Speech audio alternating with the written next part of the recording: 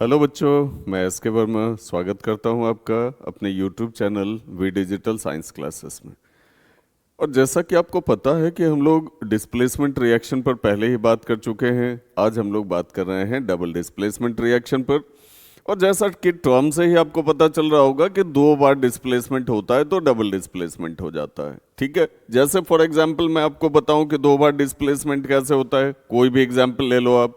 मान लो पहले फॉर्मेट ही ले लेते हैं, A B plus C D हमने लिखा। ओके, अब क्या होता है बेटा कि ए चला जाएगा डी के साथ, क्या बना लेगा ए डी। और बी चला आएगा सी के साथ, क्या बना लेगा बी सी बना लेगा। ठीक है, अब कहोगे सर ऐसा क्यों हो जाता है, ये एक्सचेंज ऑफ पार्टनर्स क्यों हो जाता है, ये उसके साथ वो इसके साथ क्यों चला आता है। बेटा रिएक्शन का पर्पस क्या है बताना। आप कहोगे स्टेबिलिटी। कोई भी एलिमेंट रिएक्शन करता है क्योंकि उसको स्टेबिलिटी चाहिए, और कंपाउंड रिएक्शन करता है क्योंकि उसको मोर स्टेबिलिटी चाहिए। तो ये जो कंपाउंड्स एक दूसरे से एक्सचेंज ऑफ आयंस कर रहे हैं, एक्सचेंज ऑफ पार्टनर्स कर रहे हैं, उसका रीजन है कि वो ज्यादा से ज्यादा स्टेबल होना चाहते हैं। जैसे मैं आपको एग्जाम्पल बताता हूं। ठीक है, ये तो फॉर्मेट हो गया। अब NaOH प्लस इसके साथ हमने मान लीजिए ले लिया HCl। अब दिमाग लगाइए कौन किसके साथ जाएगा। आप कहोगे सर Na जाएगा Cl के साथ, बढ़िया बात है, NaCl बना लिया। और H आ जाएगा OH के साथ, HOH बना लेगा। इसी को जोड़ के हम लोग H2O लिख देते हैं भाई साहब। ठीक है, तो यहां क्यों हो गया, यहां पहले तो आप ये देख लो कि यहां दो बार डिस्प्लेसमेंट हुआ। एक बार Na गया Cl के साथ और दूसरी बार H आया OH के साथ। तो क्योंकि दो बार डिस्प्लेसमेंट होता है इसलिए इसको डबल डिस्प्लेसमेंट रिएक्शन हम लोग कहते हैं। ठीक है, अब इस डबल डिस्प्लेसमेंट रिएक्शन में होता क्या है मैं आपको एक्सप्लेन कर। पहली बात तो आप समझ गए कि यहां एक्सचेंज ऑफ पार्टनर्स होता है। ठीक है, इसका पार्टनर उसके साथ, उसका पार्टनर इसके साथ। दो बार डिस्प्लेसमेंट होता है इसलिए इसको डबल डिस्प्लेसमेंट कहते हैं। बट बाय द डेफिनेशन जब हम समझते हैं कि एक chemical reaction in which two compounds react by exchange of ions, क्या होता है बेटा रे, एक्सचेंज ऑफ आयंस होता है। तो अगर एक्सचेंज ऑफ आयंस करके कोई भी दो कंपाउंड अपने बीच में एक्सचेंज ऑफ आयंस करता है और उसके कारण रिएक्शन होता है तो वो डबल डिस्प्लेसमेंट होता है। आप कहोगे नहीं समझे सर, चलिए मैं आपको इन डिटेल में समझाता हूं कि मैंने बताया क्या या केमिस्ट्री कहता क्या है। मान लीजिए हम लोगों ने लिया NaOH plus HCl, same example. अब दिमाग लगाइए, अगर आपने वैलेंसी पढ़ा हुआ है, आपने मोनोएटॉमिक, डायटॉमिक, ट्राइटॉमिक, पॉलीएटॉमिक का वैलेंसी पढ़ा हुआ है, तो NaOH किस चीज से बना हुआ है। आप कहोगे सर Na पॉजिटिव और OH नेगेटिव से बना हुआ है, हम पढ़े हुए हैं सर। और अगर आपने नहीं पढ़ा है तो वैलेंसी टेबल जो है, वैलेंसी एक्सप्लेनेशन जो है, उसका लेक्चर चैनल पे पड़ा हुआ है, निश्चित ही जाके देख लें। क्योंकि बिना वैलेंसी के, मैं बार बार कहता हूं कि बिना वैलेंसी के आप रिएक्शन सॉल्व नहीं कर सकते। और HCl की अगर बात करें तो H पॉजिटिव और Cl नेगेटिव से बना हुआ है। अब क्या करें कि इसके कैटायन को इसके एनायन के साथ भेज दे। पहले का कैटायन दूसरे का एनायन, क्या बना लेगा रे बेटा, NaCl।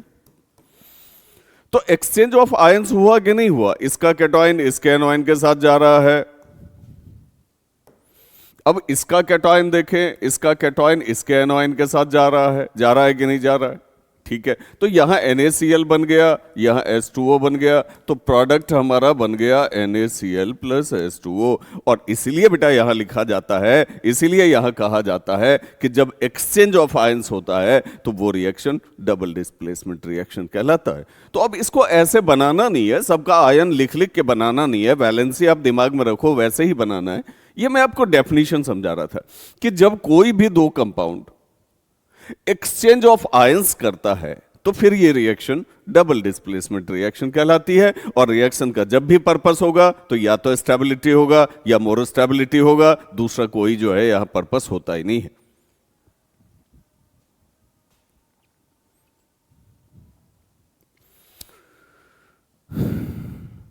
चलिए बेटा फिर से पिछले स्लाइड में चलते हैं जहां हम लोग काम कर रहे थे। अब इस एक्टिविटी को आप देख लो। यहां क्या हुआ है कि एक टेस्ट ट्यूब में हमने Na2SO4 रखा है। क्या रखे बेटा, Na2SO4, नाम बताइएगा, सोडियम सल्फेट। और दूसरे वाले में हमने BaCl2 रखा हुआ है, नाम बताइएगा, बेरियम क्लोराइड। ठीक है, अब जब ये दोनों रिएक्शन करेगा देखिए क्या होगा, Na2SO4 aqueous plus BaCl2 aqueous. क्या होगा बेटा बताइए, क्या होगा बताइए? Na चला जाएगा किसके साथ? Cl के साथ। अब कहोगे सर 2 लिखा हुआ तो बेटा ये एटॉमिसिटी होती है, हम लोग एटॉमिसिटी से नहीं, रिएक्शन जब भी बनाते हैं तो वैलेंसी से बनाते हैं। बताइए क्या बनेगा? NaCl बनेगा, ठीक, NaCl बनेगा। प्लस Ba आ रहा है SO4 के साथ, अगर आपको वैलेंसी पता हो तो Ba का भी वैलेंसी 2, SO4 का भी वैलेंसी 2, ठीक है, सिंपल रेशियो में ले आइए, ये प्रोडक्ट बना लेगा BaSO4। और जब आप ये रिएक्शन करवा रहे होंगे, जब आप ये रिएक्शन करवा रहे होंगे, Na2SO4 को भी बीकर में डाल रहे हैं सॉल्यूशन को, BaCl2 को भी बीकर में डाल रहे हैं सॉल्यूशन को, फिर दोनों सॉल्यूशन मिलेगा तो यहां एक प्रिसिपिटेट बन जाएगा BaSO4। मैंने प्रिसिपिटेट आपको पहले ही पढ़ाया हुआ है, और ये व्हाइट कलर का प्रिसिपिटेट आपको नीचे बैठता हुआ दिखेगा। और NaCl जो बना, चूंकि वाटर सॉल्युबल है इसलिए वो आराम से पानी में घुल जाएगा, ठीक है। तो डबल डिस्प्लेसमेंट रिएक्शन ऐसा रिएक्शन है, मैंने पहले भी पढ़ाया हुआ है आपको, जिसमें प्रिसिपिटेट बनने की भी संभावना होती है। ऐसा नहीं है कि हर जगह प्रिसिपिटेट बन ही जाता है, लेकिन प्रिसिपिटेट बनने की संभावना होती है बेटा, ठीक है। चलिए आगे बढ़ते हैं। तो अभी हम लोग ये रिएक्शन सॉल्व कर रहे थे, BaCl2 प्लस Na2SO4, ठीक है, सॉल्व कर ही दिया हम लोगों ने, फिर से देख लो आप, BaCl2 aqueous plus Na2SO4 aqueous हम लोगों ने ले लिया। अब क्या बन जाएगा बेटा? Ba जाएगा SO4 के साथ, क्या बना लेगा? BaSO4 बना लेगा, प्रिसिपिटेट हो जाएगा, प्लस Na जो है वो Cl के साथ कंबाइन करके NaCl बना लेगा, ठीक। तो वैलेंसी दिमाग में रखिए, वैलेंसी दिमाग में रहेगा तो आराम से प्रोडक्ट बना लेंगे आप, रिएक्शन बना लेंगे आप, ठीक है। अब कहोगे सर ये जगह जगह yellow precipitate, white precipitate, black precipitate लिखा हुआ, तो बेटा इसको याद रखना पड़ेगा आपको कि कौन सा केमिकल किस कलर का प्रिसिपिटेट, कौन सा रिएक्शन किस कलर का प्रिसिपिटेट तैयार करता है, ठीक है। इसको याद रखने के लिए जो है आपको दिमाग लगाना ही पड़ेगा, ठीक है। चलिए आगे बढ़ते हैं, अगला रिएक्शन लेते हैं बेटा, PbNO3 whole twice, lead nitrate aqua solution. Double displacement में मोस्टली एक्वा सॉल्यूशन ही लिया जाता है, प्लस Ki पोटेशियम आयोडाइड। अब बताओ कौन किसके साथ जाएगा? आप कहोगे सर Pb चला जाएगा I के साथ, तो बेटा Pb का वैलेंसी 2, I का वैलेंसी 1, बताइए क्या बन जाएगा? PbI2 बन जाएगा, लीड आयोडाइड बन जाएगा, प्लस अब बच गया K और NO3, K की भी वैलेंसी 1, NO3 की भी वैलेंसी 1, तो बेटा क्या बन जाएगा? KNO3 बन गया। अब यहां जो PbI2 है ये येलो कलर का प्रिसिपिटेट बन जाएगा, ये एक प्रिसिपिटेट हो जाएगा क्योंकि KNO3 वाटर सॉल्युबल है, पानी में घुल जाएगा और PbI2 नीचे बैठ जाएगा, ठीक है। तो इस तरह से डबल डिस्प्लेसमेंट आप करवाते हैं। अगला देखिए, CuSO4 plus H2S, CuSO4 plus H2S, ठीक है। या H2S अगर आप एक्वस ना भी करो तो कोई फर्क नहीं पड़ता, क्योंकि ये एक गैस है, हाइड्रोजन सल्फाइड। ये बातें ध्यान में रखनी होगी कि अगर किसी गैस को पास करना है तब उसको एक्वस करने की जरूरत नहीं पड़ती है बेटा, ठीक है। तो अब कॉपर जो है कि ये क्या करेगा, तो सल्फर के साथ जाके कंबाइन कर लेगा, कॉपर की वैलेंसी 2, सल्फर की वैलेंसी 2, सॉल्व कर दीजिए बेटा, क्या बन जाएगा बताइए? CuS बन जाएगा, प्लस H और SO4 बच गया, तो आपको पता है कि ये H2SO4 बना लेगा। तो CuS फिर यहां बन गया आपका ब्लैक कलर प्रिसिपिटेट, ठीक है। बात समझ रहे हैं कि नहीं समझ रहे हैं? कहने का सेंस ये है कि डबल 2 बार डिस्प्लेसमेंट करवाना है, पहले का हेड दूसरे के टेल के साथ और दूसरे का हेड पहले के टेल के साथ, ठीक है। अब जैसे सोच लें, लेकिन मामला यह है कि वैलेंसी दिमाग में रखें और डिस्प्लेसमेंट आपको 2 बार करवाना है, ठीक है। अगले नंबर में चलते हैं बेटा, ये रिएक्शन भी कंप्लीट हो गया। लास्ट नंबर लेते हैं हम लोग, AlCl3 aqueous plus NH4OH aqueous. अब यहां बताइए कौन किसके साथ जाएगा? आप कहोगे सर पहले का हेड दूसरे के टेल के साथ जाएगा, बढ़िया बात है। एल्युमिनियम के वैलेंसी बोलिए 3, ओ एच की वैलेंसी बोलिए 1, बोलिए क्या बन जाएगा?